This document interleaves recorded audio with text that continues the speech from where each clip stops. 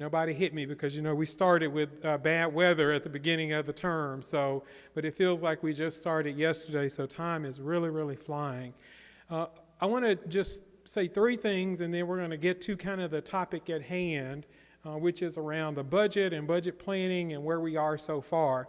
First, I want to just talk about and to say a huge, gigantic, tremendous congratulations to the entire campus on our SAC-COC reaffirmation process. It went through with flying colors. Let's give that a big round of applause.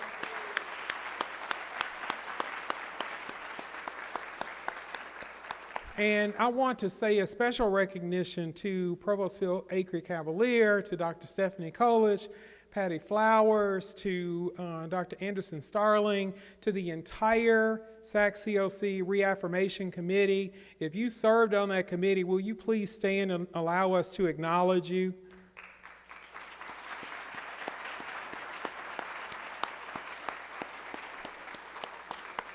It was really fun. This was my first time going to SAC-COC in the position where they were calling my name, connected to an institution, and I have to tell you, we went there and it was, I thought, oh my goodness, what are we supposed to do? We went and they have this really gigantic room for all of these institutions that are awaiting a decision. And so they said, well, only one person can come into the room where we tell you the decision on whether or not you've been reaffirmed.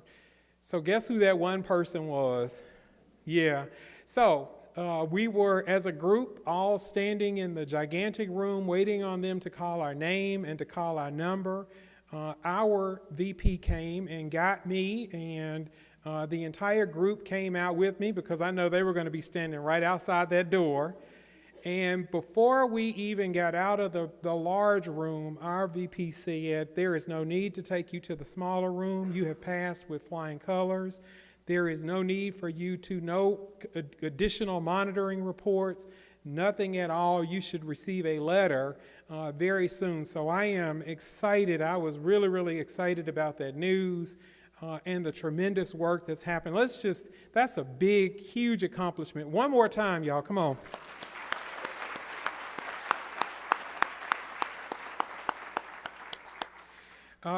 Then there is also Employee Appreciation Week. I did a video just today to acknowledge our employees, our really hardworking and talented employees on the campus. We sent that out today, and I will share with you one of the things. I've been doing some traveling across the state, across this region. I've also done some traveling with admissions. They let me come and hang out with them just a little bit, so I've been doing some traveling with admissions as well. I recently did an interview with some students at Obion County Central High School, and the one question that they did ask me, they said, what do you tell students about the reason to attend UTM? Why would a student want to do that? And I said there are a couple of different reasons. The first one is, for any major, any discipline that you choose to study, we will get you practical experience out of the classroom. You will have a chance to observe, to work, to solve real world problems out of the classroom. So if you think that you want a particular profession, you'll know it by coming to UTM, because we'll get you that experience that you need. The second thing I said to them is, UTM is the campus that cares.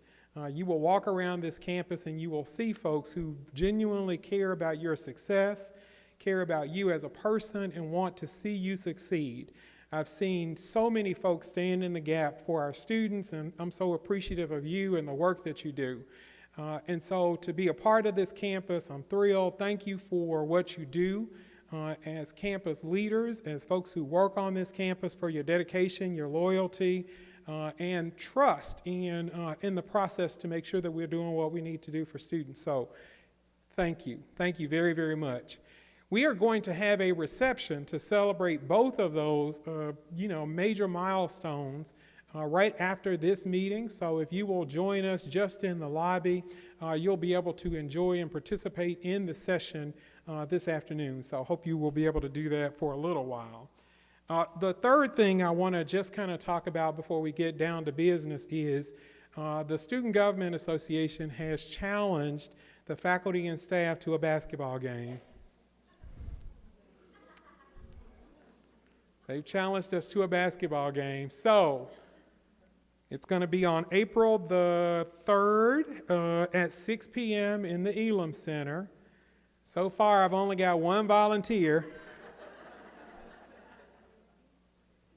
I told Faith Pilkington today, who is the SGA president, that it should be 10 on 5, 10 faculty staff against 5 students. We get to be on both sides of the court, 5 of us on either side, and the students have to run back and forth. So I'm trying to get us as much of an advantage as we can. But if you are interested in playing, it doesn't matter if you are 5 feet or if you are 6'8". We need everybody who would like to play. We'll probably be doing like 60-second rotations. So if you are interested in playing, if you will please email me or email Judy Sandifer, we will make sure that we get you signed up, get you more information. This is going to be incredible fun for a really good cause for our students as a fundraiser for SGA. So if you are interested in playing, again, it's on April the 3rd, 6 p.m. at the Elam Center. They are talking like mad trash, so we'll see how well they do here going forward. The final thing is to talk about budget, and I know that's why everybody is here and wanting to kind of hear about where we are. In the name of transparency, I want to kind of talk with you about where we are so far today.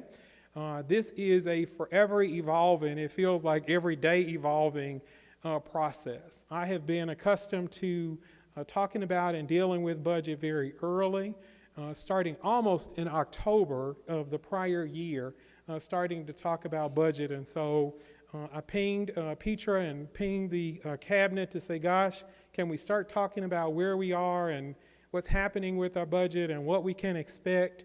We typically don't know much of anything at all.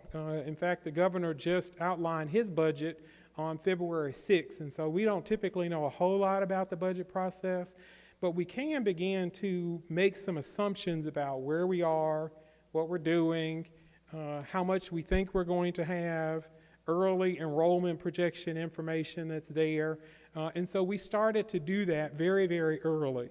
I will share with you, and Petra has a presentation, our CBO has a presentation that she's going to share a lot more background, so I don't want to get too deep into it. I will share with you that we started with a deficit. Probably folks are not going to be very surprised by that. It was somewhere in the neighborhood of about $1.6 million of funds that we were recovering in non-recurring dollars. Now, most of you, if you're like me, you know that you have to stay within and work within some budget parameters. And so the campus would need to do that as well. So we started to, look and see, gosh, where were the shortfalls? Started to try to right-size some investments. We did some investments for the strategic enrollment plan and for some other areas. We went back to look to see, gosh, are these the funds we really need for the strategic enrollment plan? Are there ways, because when you're doing that type of plan, you have things that you start out with that are one-time investments and getting it up and going, and then it starts to do what it needs to do on its own. And so you have those that are there, so right-sizing some of those things became a really big piece of this. We don't know yet and still have not gotten a final decision on a tuition increase amount. We know what we would like to ask, and so we're doing some assumptions as it relates to a tuition increase for this upcoming fall. Coincidentally, across all of UT, it's been only a 1% increase, an average 1% increase over the last 5 years. So we still remain in a very affordable campus as it relates to tuition amount and cost for students. And so we're looking at and making an assumption about the tuition amount. We do know at this point that the governor has issued a 3% salary pool. He has that in his budget. The legislature will have to approve that budget going forward. They tell us we're going to do 3%, and then they give us the honor of paying for 45% of that 3%. So they will send us about 55% of that amount of money, and the campus must come up with the remaining 45%. So there's that 3% salary pool that's there. I am committed, and will share this with the campus, I am committed to continuing to chase down the $15 an hour minimum wage. So we will make some progress on that $15 an hour minimum wage as well in this budget cycle. So we're going to continue to go. Capital projects took really a big hit, this year as well. Because of the excise F&E tax that is there, the state of Tennessee is under threat of lawsuit, actually, and I think this is pretty public because it's been out and published. It's under threat of lawsuit because of some franchise and excise taxes that have been charged to business and industry. So the state has a tentative plan right now to give back $1 billion in funds to those businesses, and it will mean about a $360 million shortfall in terms of state budget going forward. So it's about a $1.4 billion impact to the state of Tennessee. Well, guess what? That's where a lot of the capital money came from, capital projects money came from. To our knowledge, at this point, there's only been one building funded in the state of Tennessee overall. There's one building, it was at the Chattanooga campus, and it was only because they had received a $30 million donation from someone for their business building.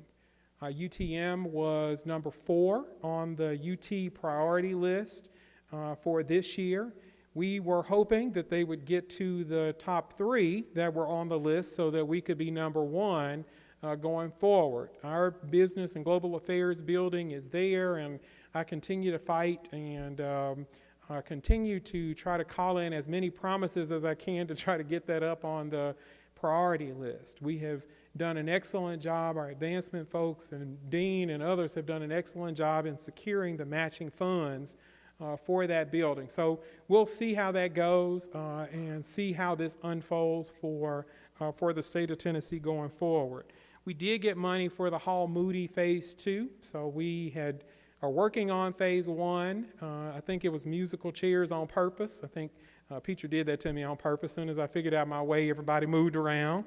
And so now we have Phase 2 funds, and we were just talking with Dana about perhaps going forward and finishing up the Phase 2 of that building and getting it fully complete. So we did get money there, as well as $1.2 million in campus security funds. So you will see some upgrades on campus around cameras, around door locks, and some other things on campus that we hope and intend to make the campus more safe. Let's see. I think that's it. I am going to have Peter come up and share with you the presentation, and then immediately following that, we're going to come back and answer any questions that folks have about the presentation, about where we are.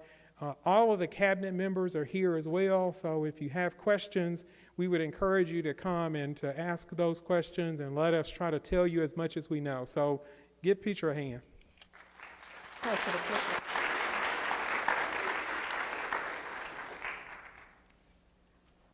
Every time I get a clicker, Lindy does something to it and doesn't let it advance as quickly as possible. So I'm going to blame Lindy if this doesn't work. So we just wanted to start our budget conversation about FTE. Oftentimes the conversation about enrollment, full-time equivalent is what we call the FTE, and it's closely aligned with how students pay for tuition. And so tracking tuition, enrollment means a lot to our campus because we're very tuition dependent. And so the FTE plays a large role in how much money we have available. So I'm starting with that story. One of the things that you'll notice between the fall of 2020 and fall of 2021, we had a significant drop. That is 417 FTE that dropped, which means that impacted our budget. Now, we've recovered some. Fortunately, between fall of 2020 and then fall of 2023, we're at, still down though, but it's 386 since fall 2020. So that's kind of the landscape of what we're doing in terms of budgeting and planning for FY25. This is also kind of a trend of where the tuition is. So this is, UTM's enrollment hasn't fully recovered from that. And this is actually showing how our revenue stacks up against that. One of the things that I want to say is that during that time of the enrollment drop, we were fortunate to have HERF funds, stimulus funds. You have heard various names for it, but that helped sustain us. And that has played a pivotal role in being able to not have to make larger adjustments earlier in the budget. So you will see the trend that follows the FTE drop for the university. One of the reasons, and I mentioned earlier, that we're tuition dependent. Tuition and fees serve as the largest revenue source that we have. And you'll see there that our tuition and fees are encompassed with 57% of our budget. And then the state appropriation is at 39%. Now, for some of you who've been around the university for some time, almost flip-flopped. There was once upon a time when state appropriations actually comprised the largest portion of our budget, and tuition and fees was a smaller portion, but that has changed since then. So, our estimated base revenue, and when I say base, I'm talking about things that we're expecting from year to year. So that means sustained enrollment, that means sustained state appropriations. Those are things that come in year after year, or we expect for those to come in. And then we compare that to expenditures that we plan to have year after year. And so essentially, our expenses are projected higher than our income. And I kind of liken that to a budget at home. Let's just say you have a full-time job, but you're also working a part-time job. And you're working at a store, and that store closes. Well, your expenses in the household are likely taking up both your part-time and full-time job. If that store closes, then you have to adjust on your budget. You may look at things like your cable bill, or a streaming bill, or if you need a landline versus just your mobile. So you just really start to look at different expenses. And that's much like what we're doing now, taking an evaluation of what are the expenses that we have and how much money do we expect to have to cover that. In terms of how much we plan to have for next year, using an assumption of a 2.99%. Now they said 2.99, they said below 3, so we got as close as we could when we started trying to do this. So we're going to assume that we can do a 2.99% tuition increase. That will generate approximately $1.4 million.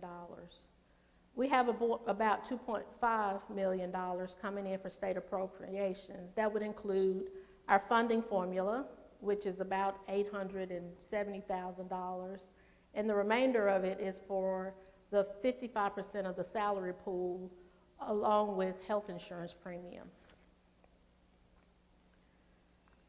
When we go to the expenditure side, speaking of that salary pool, the salary for a 3% pool is approximately $2.26 million. Along with that, we have funding obligations that would include things like faculty promotions or employee degree increases if there's a plan and an approval in place for that. And then we also have things like scholarships and waivers, because if in some cases, like with grant and aid, if the tuition increases, then so does the amount of their base for their units of scholarships. Additional expenses would include things like our fixed costs. We pay the University of Tennessee system a portion of their budget that all of the campuses are assessed. We also have things like contracts, particularly in ITS, where there are incremental costs in those.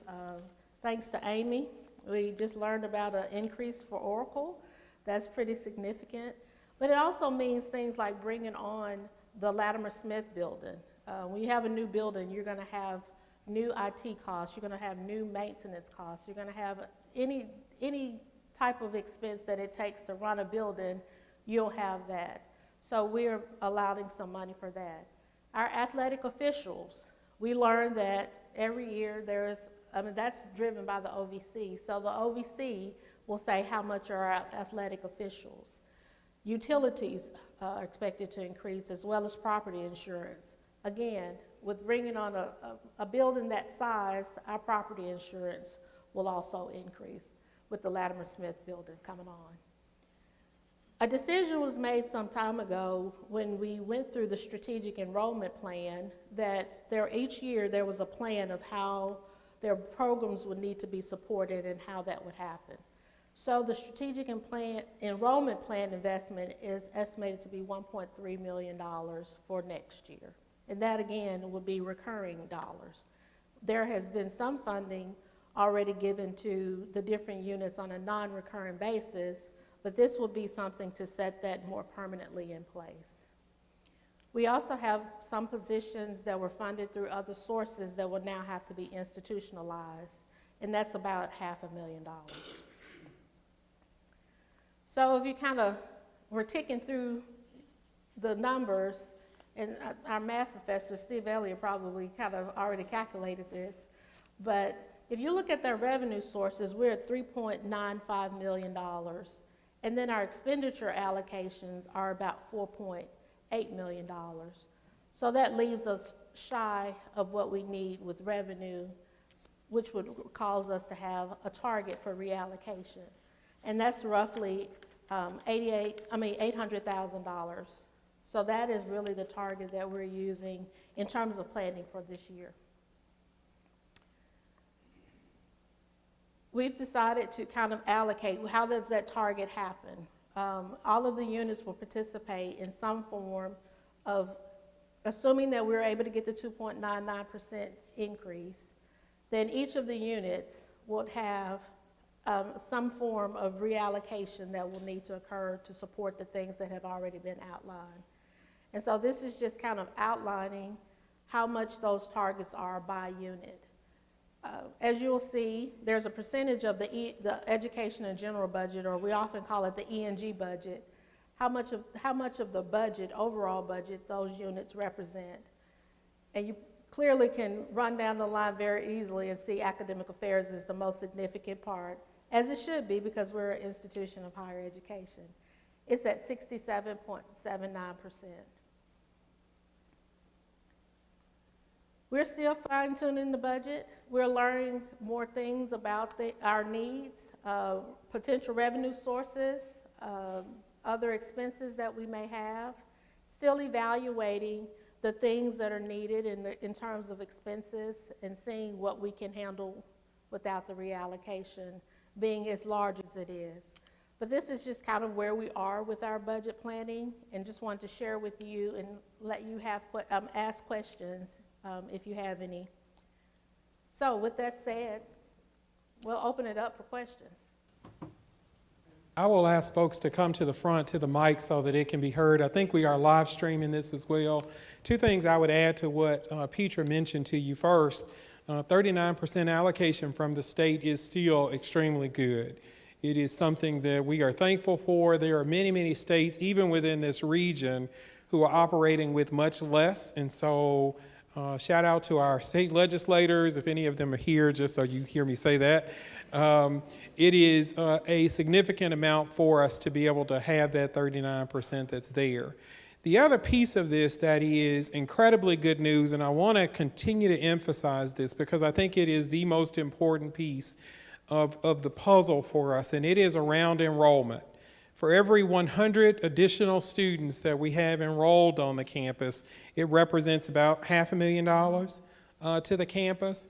It can quickly shrink any sort of deficit that the campus has. Remember, we're chasing where we were back in 2020 in terms of a budget number that's there, in terms of overall student enrollment that's there. So the more we can work on getting more students enrolled, the better we can do at keeping the students that we have enrolled at the institution, the better off we're going to be in terms of a budget for the campus overall. So I do not want to understate at all the importance of where we are. The good news is, y'all, we are knocking it out of the park. We've seen increases in our fall to spring retention rate for our first-time freshman students. We've seen almost a 20% increase, at least a 20% increase in acceptances for this upcoming fall. Students are telling us at a higher number of ticks. Some of you received that notification that comes from Destin Tucker, our Director of Admission, but they're telling us at a higher level that they're planning to enroll with us. So I am the glass is all the way full kind of person. We're going to have a banner enrollment year this upcoming year. That becomes the fastest way for us to put funds back into the coffers for our budget so that we can continue to do the great work that is there. But we can't continue to spend in a situation where we're spending more than we're bringing in because we then put the sustainability of the campus in jeopardy in that way. So I'll stop there and would be happy to take any questions that folks have. While you're thinking of questions, one of the other things that I wanted to emphasize is that in those targeted amounts, there's a commitment not to reduce people. And I wanted to just say that each unit is devising a plan, and they've actually started planning and have identified some different things, but none of that involves people being affected by it in terms of positions.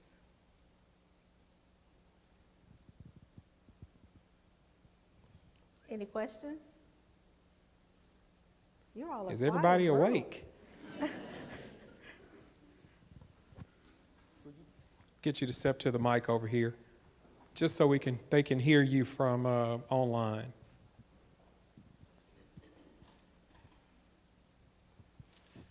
Yes, thank you for the presentation. Based on what you've explained of the budget, this probably isn't the most opportune time to bring this up, but I'm a humanities professor. You know, what do I know about numbers? But I'd just like to humbly and respectfully suggest that when we get back into the black, that some investment happen in the humanities building. We know what happened a few weeks ago. As I speak, we've got one functional elevator, and I'd only like people to consider this. We give a lot of classes in English composition, foreign language, history. Those students generally come to take those classes because they're required to. And then they come into a building that's leaky with suspended ceiling panels bulging out, and that just gives them an attitude like, why am I here? And so I think if we got a paint job, you know, some nicer things there, I think it'd make a big difference. Thank you. Yeah, we certainly will do that and realize what happened, I guess, a couple of weeks ago in the humanities building, and we have some facilities needs. I think Dana told me the average age of our facilities is 60. Did you say 60, Dana? Somewhere in that neighborhood? We're going to go with 60. Okay. We're going to go with 60 years. And so there are some needs that are there that we need to address around facilities and that are on campus. I'll use the word disappointed in what happened this year because we thought we were going to be able to get down the road further around some of the capital capital maintenance things that are there.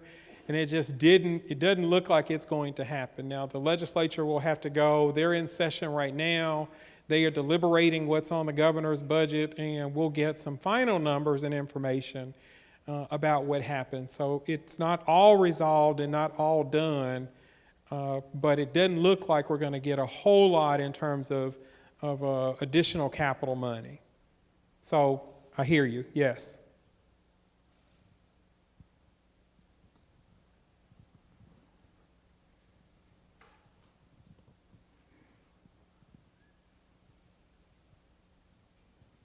Hi, my name is Stephanie Jackson.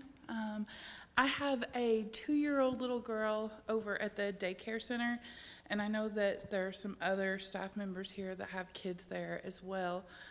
I'm not sure if this is widely known, but it's definitely a concern of mine. about a month ago, I went to go pick her up at about 5:15, about 10 after 5. And in that time span that I was there parking my car to go inside and get my daughter, 2 baseballs came over and landed right in front of my vehicle and then right in front of the door to the daycare center. I was also told that the kids can't go outside and play in the summer or in the spring because of baseball.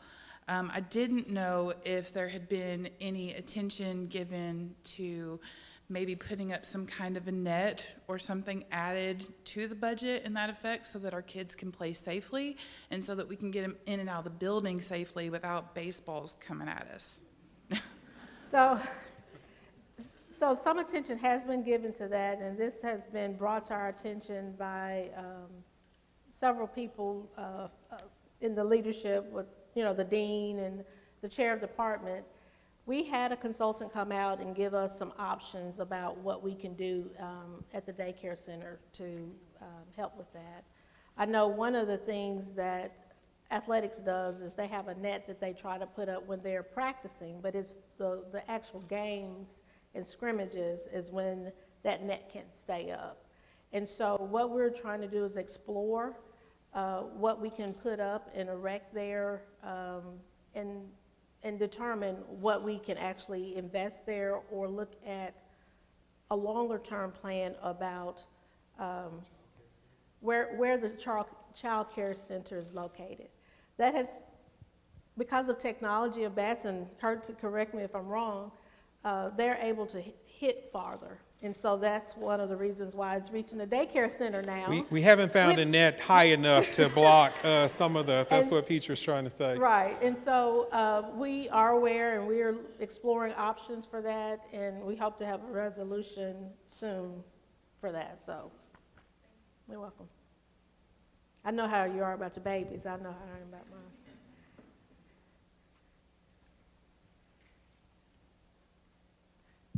So I think when you first started with school, you talked about perhaps some kind of initiative to bring in more minority students, and I see that as an opportunity to increase enrollment that we lost during and after the pandemic.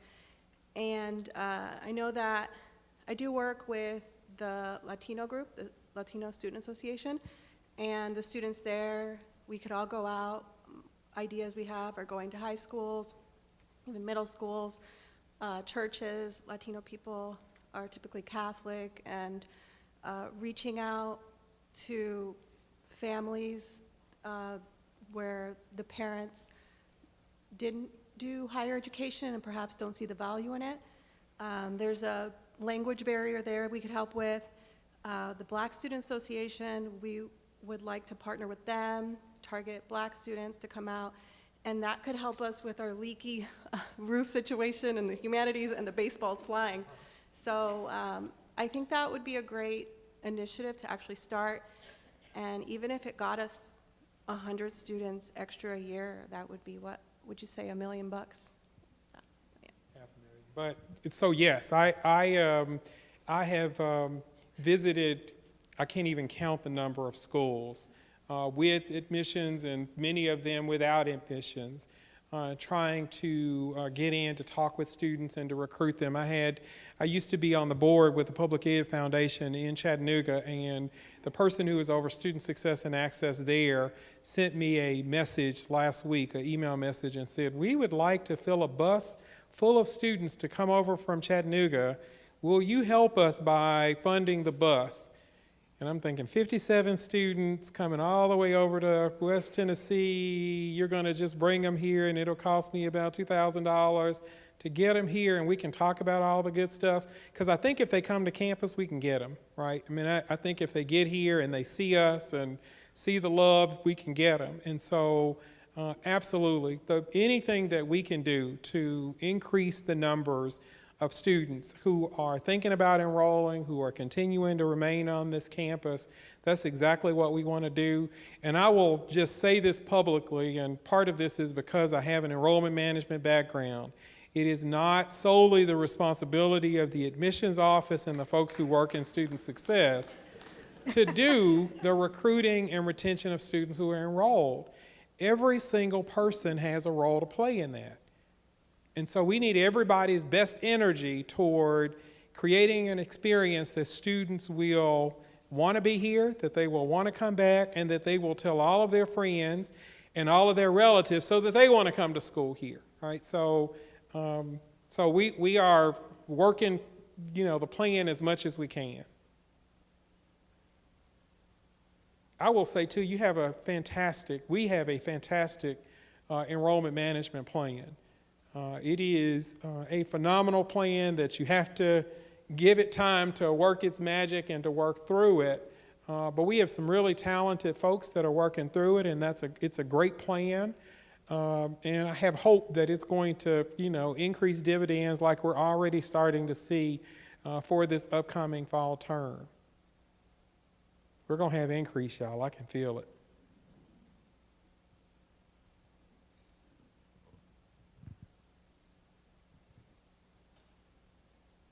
Any other question? Got to at least give Provost Cavalier a question. No, I'm just teasing.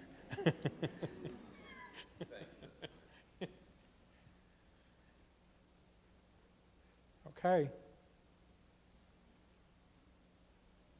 If there are no other questions, we are going to commence with our celebration of our SAC-COC reaffirmation and also Employee Appreciation Week, just right outside in the lobby.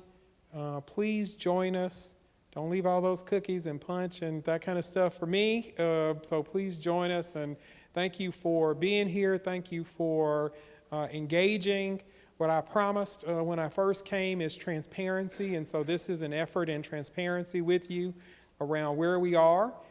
We are getting information, as Petra said, we're getting information daily about our budget and where we are. So what we've shared may not be where we'll end up eventually, but we wanted to give you as much information as we could now so that folks kind of know where we are and what the plans are, and we will continue to adjust accordingly as we gain more information and gain more insight from the state. So thank you so much. I appreciate everybody. I hope to see you right outside for a little bit of cookies and punch.